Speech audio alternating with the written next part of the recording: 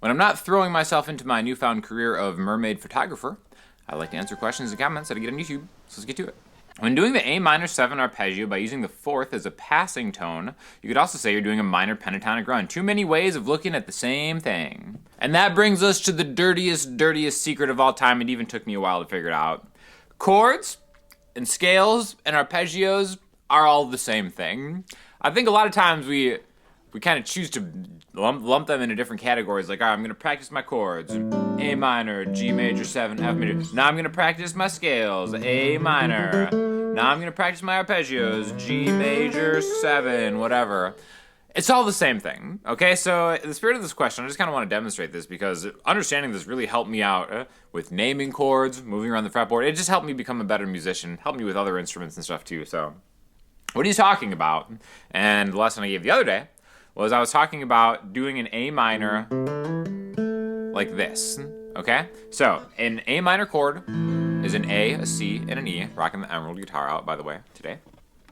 So an A, C, E. If we start on this A, we have an A, a C, an E, and another A, right? Another way to play that is like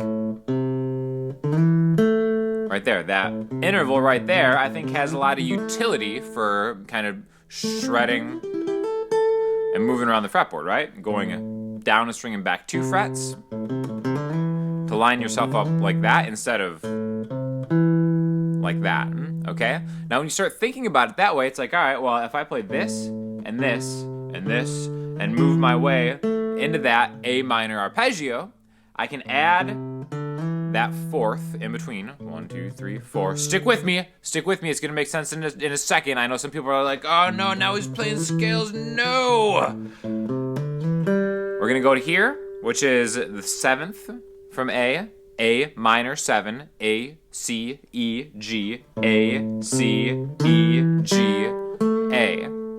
Now if I just play those in order, it's the exact same thing as playing that minor pentatonic shape that we all kind of get drilled into our brains early on as a guitar player, right? But I think there's such a huge world apart from a visualization standpoint playing this and playing this. Okay? Let me know if you agree or disagree in the comments. But I really think that this, like, it opened my mind just playing the A minor pentatonic scale like this rather than this. You know, I can even like look at like old videos of myself playing, and I always get into that pentatonic vibe so easily. I just default back to it. When I play something more fluid like that, I always think it sounds better because I understand what I'm doing and not just ripping through minor pentatonic stuff. But it is the same thing. Chords and scales are the exact same thing, right? It's all how we would name them. You can play the C major scale, right? Those are 7 different notes. You can tell people I just played a C13, a C major 13 arpeggio. Sounds like this. And it's like, you're not wrong, but some people will be like, oh, well, you just played the major scale in order because it sounds like the major scale. Well, yeah, that's the point of it. It's like, we build chords from these notes inside of a scale, and once you understand how they're stacked and how they're built, then you start putting everything together, right? Like a C major 13 chord. First of all, you'd never play that on a guitar. It might sound better on a piano, but if you think about it, it's like, all right, all these like chord extensions. One that I use all the time is like an A minor 11, and I always play a minor 11 in substitution of a minor triad. Why do I do that? Because it always works in any key, no matter what minor chords you're playing, right? Like in the key of C, in the key of A minor, our 3 minor chords are A minor, D minor, and E minor. For science purposes, if you haven't played an A minor 11, it's like this: middle finger 5th fret on the E string, ring finger 5th fret on the D string, pinky 5th fret on the G string. Your pointer finger is getting the 11th right there, that D on the B string, okay? And now this is a much more movable shape than playing bar chords like that, or even 7th chords, stuff like that. This just has so much utility, and it wasn't until I started playing these like marathon live gigs that I really understood, wow, I'll just always play a minor 11 chord in substitution of that. But even then, I didn't think like, well, what's a minor 11 chord, right? It's really an add 11, because right here is a minor 7, right? I have my root note, I have my minor 7th, and then I have my minor 3rd. The 5th is implied. So now if we just add a D on top, A minor 11, A minor 7 at 11, however you want to look at it. But it's like, all right, well, why does that always work in every minor chord situation?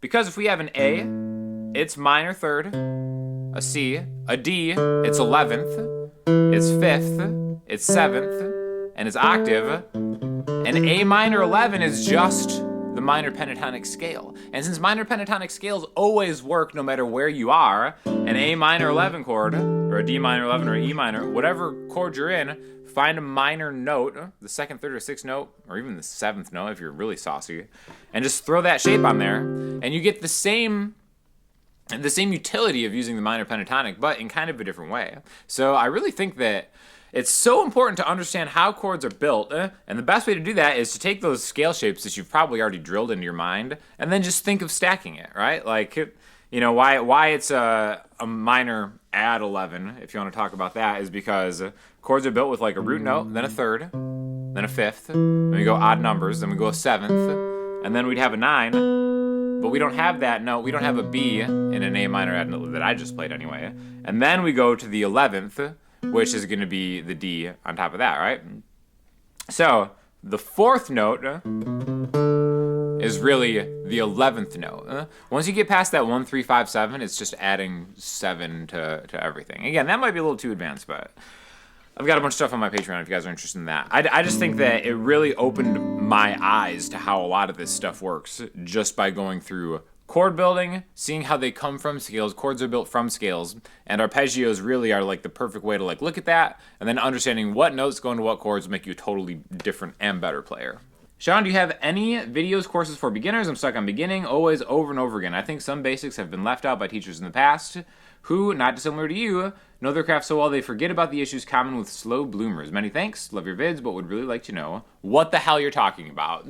I have no idea if I can help you with understanding what the hell I'm talking about 90% of the time, but that is the main reason that I started the Patreon, because they're listed in order. The hardest thing about YouTube is like, all right, I wanna build on something that I've taught in the past, and that's why I started the Patreon over COVID, just because, you know, I had a thing against Patreon where I was like, I don't want like charity from people, so I really just kind of am using Patreon as a web hosting platform to have like those hundreds of lessons, because there are like well over 100. The song lessons and sequential ordered stuff that start from the absolute beginning. So check that out, because it's only $12 a month, and you can cancel it after the first month. You know, like that's the point. Like hopefully, like you just learn everything that you can. I still upload to it every month. In fact, I just someone requested I teach one of my original songs, Reminder, which is a minor 11 chord MasterClass. So I just uploaded that a couple days ago.